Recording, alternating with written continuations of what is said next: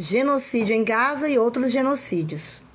O mundo atualmente está mergulhado numa intensa guerra comercial, ora com armas para ameaçar dissuasão nuclear, com a intenção de garantir seus interesses econômicos, ora guerra por procuração, colocando outros para lutar em suas guerras, garantindo algum acordo comercial lucrativo, nem sempre para os dois lados. Ucrânia e Estados Unidos, por exemplo. Não podemos falar que está havendo uma guerra, pois são diversas guerras sendo travadas. Guerras comerciais com tarifas, guerras de embargo comercial, ora a própria guerra de alta intensidade, invasões, bombas, massacres, genocídios, etnocídios, entre outras. Ninguém escapa. Mas até aqueles que durante décadas se declararam neutros, Suécia, Suíça, tiveram que optar por um dos lados do conflito, se veem hoje obrigados a optar por um lado dentro desta globalização. O sistema reduziu o mundo num único mercado, onde tudo é vendido e comprado. O mundo é uma imensa fábrica, onde se produz e se consome. Até aqueles que mandam obedecem ao mercado que adquiriu vida própria, numa autonomia que diz quem come, quem morre, quem vive. Enfim, as guerras modernas são guerras comerciais por dinheiro, mercado e território. O único poder hoje é o valor encarnado no dinheiro, que por sua vez se realiza no mercado. Num cenário pós-Guerra Fria, como se justifica as guerras de hoje? Se justificam ou não pela ótica das lutas de classe? Correntes marxistas ortodoxas ou modernas, perdidas no passado, fazem malabarismos espetaculares para tentarem explicar o inexplicável. Mas quanto mais tentam explicar, mais mostram o anacronismo da teoria da velha luta de classe com a realidade. Pois a teoria da luta de classes caiu por terra em um ensurdecedor silêncio.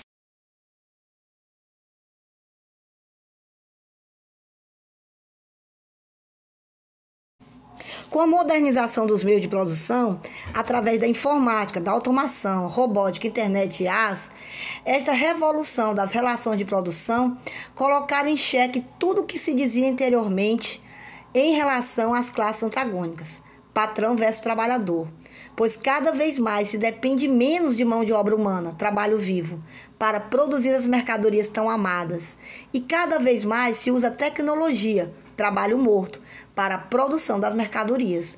Assim, o próprio capital entra num círculo de desvalorização, pois, segundo Marx, a mais-valia que gera o valor é o excedente do trabalho humano, trabalho alienado. Isto por si só derruba os paradigmas do passado. Aqui no Brasil, neste período mais recente, com a falta de soluções e promessas quebradas do governo, emergiu uma nova direita, que é a chamada direita bolsonarista. Como a crise não é local e sim global, não se tem o que fazer para responder ou dar um fôlego para a economia moribunda. Então, a suposta esquerda está tentando dar uma nova roupagem classista para tentar se manter no poder, entre aspas, administrando a crise, chamando uma luta dos pobres contra os ricos, mas não passa de um remake do mesmo filme já gasto e sem cor.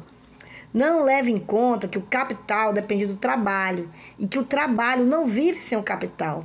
Patrão versus trabalhador são duas faces da mesma moeda. Na verdade, o trabalhador não odeia o patrão, ele inveja o patrão, ele quer ser o patrão. O pobre não vê o rico como inimigo, ele quer o lugar do rico.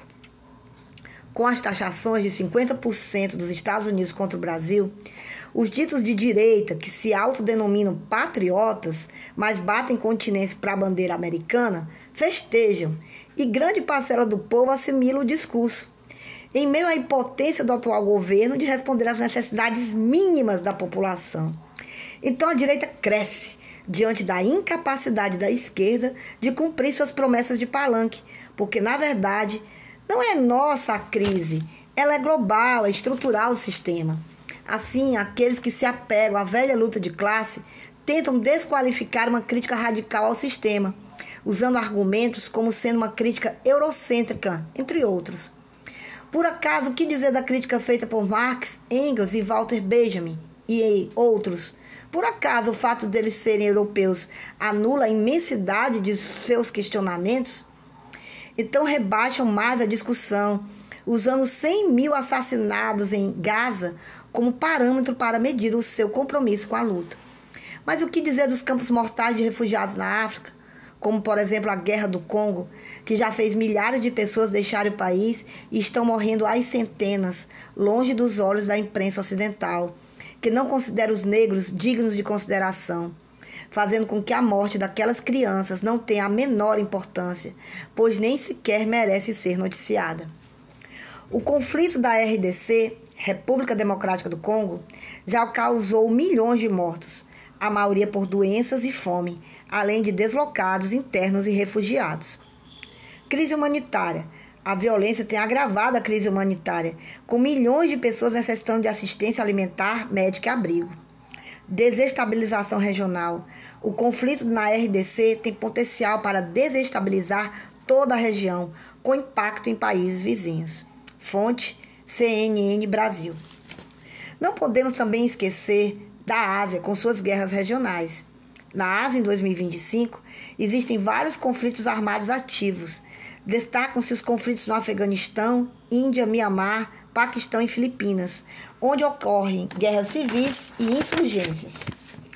Além disso, a região enfrenta tensões entre Índia e China, com riscos de escalada. Devemos escolher por qual genocídio lutar?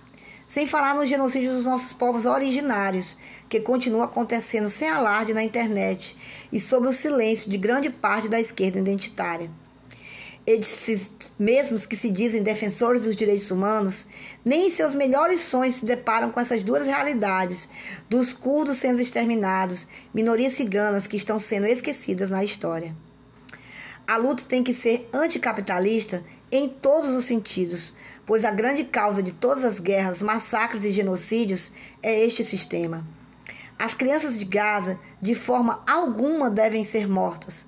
E não só elas, todas as que estão morrendo ao redor do mundo nessas guerras estúpidas produzidas por esse sistema falido que teima em ser mantido por todos que deveriam se levantar contra ele.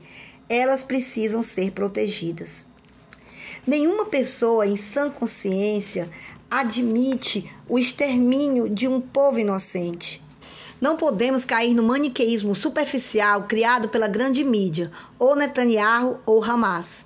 Somos sensíveis e nos preocupamos com toda a humanidade, e por isso queremos acabar com a raiz que produz esse mal. E a crítica radical do valor é uma das teorias que pode ajudar a pôr fim nesse sistema que cria essa barbárie. Junte-se nesta luta pelo fim das guerras e pela emancipação humana. Verdades infames.